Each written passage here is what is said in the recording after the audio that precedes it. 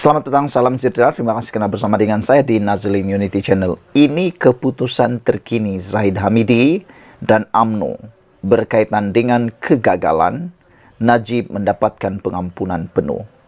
Akhirnya, Zahid kata dia mau jumpa semua ketua bahagian UMNO esok. Isu kegagalan Najib kini menjadi buah mulut di mana-mana. Anda pergi ke supermarket, pergi ke masjid, ke surau, ke perhentian bas, kemana-mana Anda pasti akan dengar isu tentang perkara itu. Anda tengok TikTok, benda sama. Di mana-mana orang bercerita perkara itu. Daripada 3 orang yang kita dengar, hanya seorang yang mungkin akan berkata, ya saya puas hati. Tapi 2 lagi kata, mereka hairan bagaimana Najib boleh dapat pengampunan itu. Walau bagaimanapun, itu adalah pendapat daripada netizen. Kita harus menghormati keputusan pengampunan oleh lembaga pengampunan. Saudara-saudara sekalian, isu kegagalan Najib dapat pengampunan penuh, Zahid jumpa semua ketua bahagian UMNO esok. Apakah perkara yang penting Zahid nak umumkan kepada mereka? Presiden UMNO Datuk Seri Ahmad Zahid Hamidi akan mengadakan perjumpaan khas bersama ketua-ketua bahagian parti itu di Dewan Tun Hussein On, Pusat Dagangan Dunia Kuala Lumpur esok. Ia dipercayai bagi menjelaskan kedudukan parti itu susulan pengumuman pengurangan tempoh hukuman bekas Perdana Menteri Datuk Seri Najib Tun Razak. Perkara itu dimaklumkan Ahli Majlis Kerja Tertinggi MKT UMNO Datuk Seri Ahmad Maslan menerusi hantaran di aplikasi X sebentar tadi. Perjumpaan khas tertutup Presiden UMNO Ahmad Zaid bersama ketua-ketua bahagian UMNO akan diadakan pukul 4 petang esok di Dewan Tun Hussein On, WTC katanya. Terdahulu, MKT UMNO mengadakan satu mesyuarat khas di Menara Datu On, Kuala Lumpur hari ini bagi membincangkan berkaitan pengampunan Najib. Hasil daripada mesyuarat tersebut, MKT UMNO menegaskan bahawa parti itu akan meneruskan usaha mendapatkan pembelaan untuk bekas ahli parlimen pekan itu.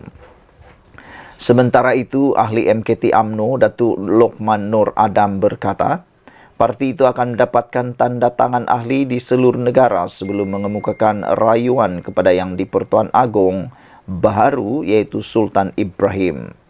Kosmo sebelum ini melaporkan Lembaga Pengampunan memutuskan untuk mengurangkan tempoh hukuman Najib sebanyak 50% yang mana beliau akan dibebaskan pada 23 Ogos 2028. Selain itu, denda yang perlu dibayar Najib sebanyak 210 juta juga telah pun dikurangkan kepada 50 juta ringgit. Najib menjalani hukuman penjara sejak 23 Ogos 2022 di penjara Kajang. Selepas disabitkan dengan kesalahan menyeleweng RM42 juta dana SRC internasional dan telah memfailkan petisyen untuk pengampunan diraja pada 2 September 2022. Sekian dulu untuk kali ini. Jangan lupa tinggalkan komen anda, tekan butang subscribe. Kita jumpa lagi. Bye-bye. Selamat datang, salam sejahtera. Terima kasih kerana bersama dengan saya di Nazlin Unity Channel. Gusar sokongan pada Anwar semakin bertambah. Pemimpin utama bersatu mulakan rundingan. Wah, di saat isu Najib memanas di pasaran, di saat isu pengampunan Najib panas di sana-sini, pelbagai spekulasi mula timbul. Yang terkini ialah wujudnya konon satu lagi rundingan dimulakan. Adakah ini yang dikatakan mengambil kesempatan di saat air keruh ataupun mengambil kesempatan di saat kesempitan? Saudara, akibat gusar sokongan pada Anwar yang makin bertambah, khususnya daripada ahli parlimen Parti Bersatu, yang dijangkakan ada pertambahan lagi 10 akan menyokong Anwar pada bulan Februari ini. Adakah benar bahawa pemimpin utama Bersatu sudah mula mengatur langkah baru untuk membuat rundingan? Dipetik daripada mykmu.net. Seorang pemimpin utama Bersatu baru-baru ini sering kelihatan di pejabat Perdana Menteri yang dipercayai melakukan rundingan demi survival beberapa pemimpin tertentu sehingga pilihan raya parti menurut sumber terdekat. Menjadi persoalan kita sekarang ini ialah siapakah pemimpin utama bersatu ini yang sudah mula kelihatan mundar-mandir di pejabat Perdana Menteri yang dipercayai untuk membuat rundingan demi survival beberapa orang pemimpin tertentu politik dalam bersatu. Itulah Kandah diberi nasihat, cepat-cepat buat rundingan dengan Anwar Ibrahim. Bahkan Anwar Ibrahim pun telah mengingatkan, cepat buat rundingan sebelum nasi sudah menjadi bubur. Ini sudah beberapa menyokong Anwar Ibrahim, barulah terengada. Nasib baiklah, boleh kata masih boleh diperbaiki lagi.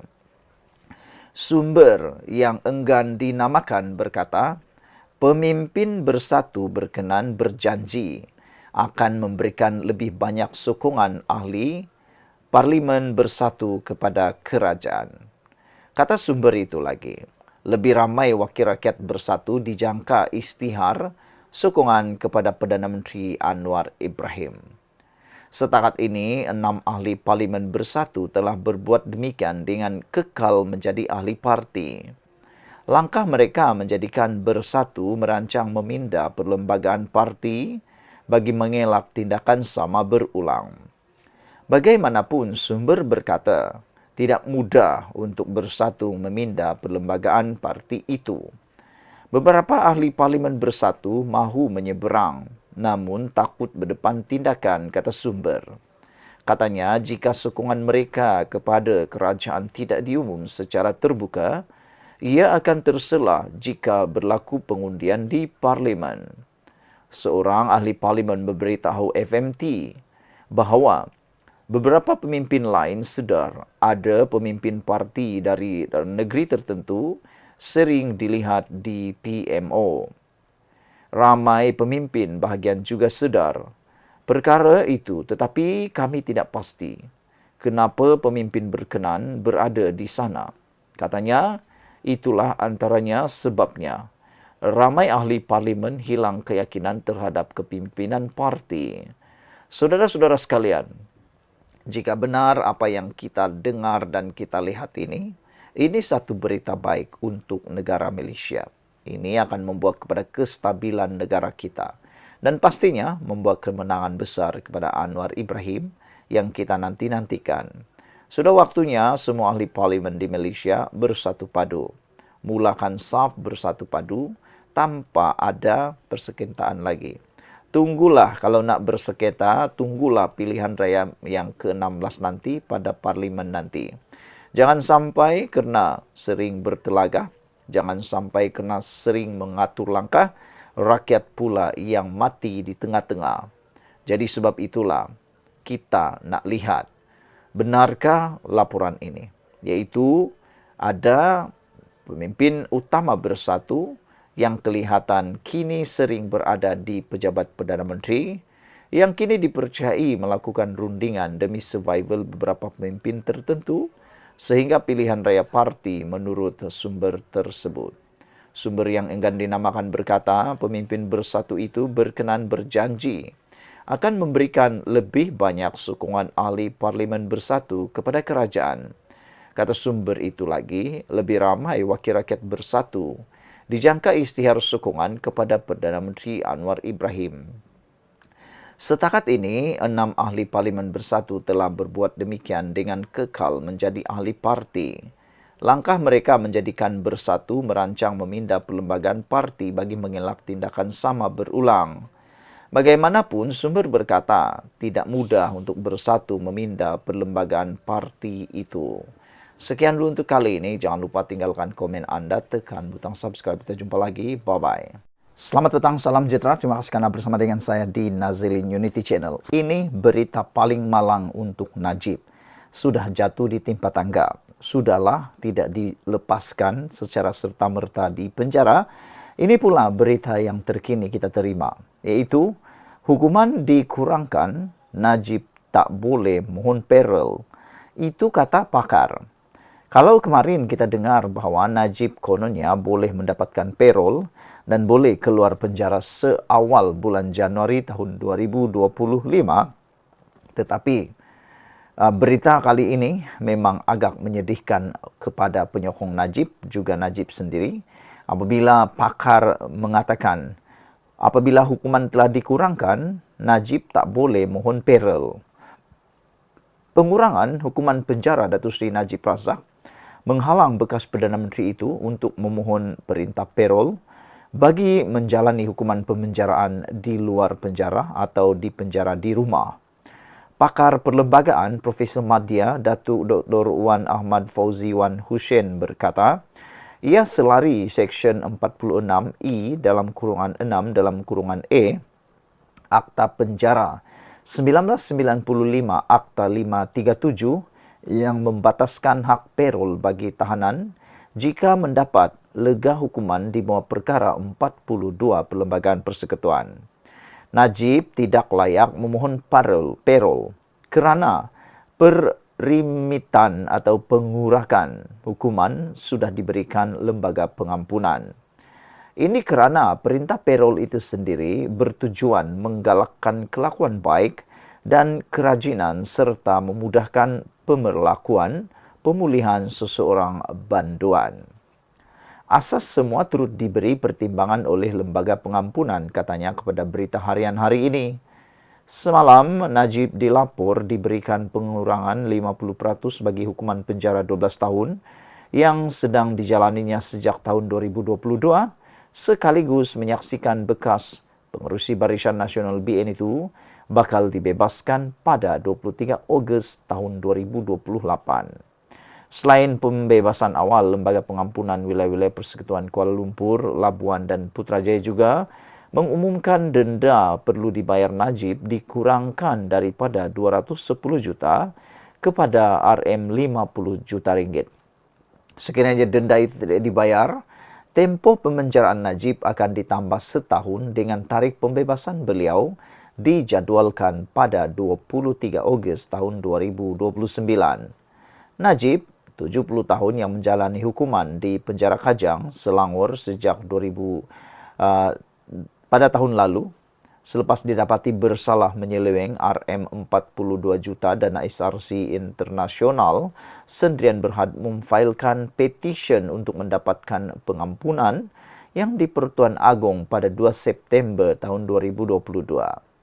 Mengulas kemungkinan rayuan terhadap keputusan perimitan hukuman, Wan Ahmad Fauzi berkata, perkara itu tidak boleh dibuat menerusi proses kehakiman kerana keputusan yang di Pertuan Agong adalah proses mersi, bukan prosiding mahkamah.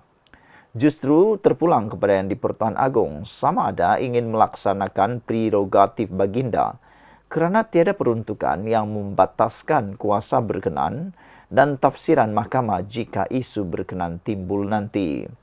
Perkara 42 Perlembagaan Persekutuan juga tidak membezakan keputusan Lembaga Pengampunan yang dipengerusikan mana-mana yang di Pertuan Agong. Justru tidak timbul isu raja mana yang menjawat jawatan yang di Pertuan Agong.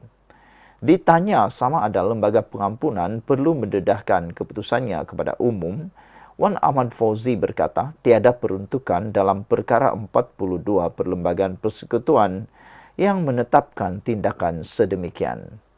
Menyokong pandangan itu, seorang lagi pakar perlembagaan Profesor Dr. Nik Ahmad Kamal Nik Muhammad berkata, Najib tidak layak untuk menjalani perintah payroll selepas bekas ahli Parlimen Pekan itu menerima perimitan hukuman. Logiknya, apabila hukuman sudah jadi separuh, macam mana boleh mendapat pelepasan payroll lagi? Ini seolah-olah double advantage ataupun manfaat berganda. Lega hukum atas alasan ditentukan yang di Pertuan Agong, apa jua alasannya, keistimewaan sudah diberi kepada Najib. Seksyen 46E dalam kurungan E, Akta 537 amat jelas. Lega hukum diberi, maka hilang peluang untuk payroll, katanya. Beberapa pengamal undang-undang sebelum ini berpendapat Najib mungkin berpeluang dibebaskan lebih awal dari 2028 kerana boleh memohon perintah payroll. Sekian dulu untuk kali ini. Jangan lupa tinggalkan komen Anda, tekan butang subscribe. Kita jumpa lagi. Bye-bye.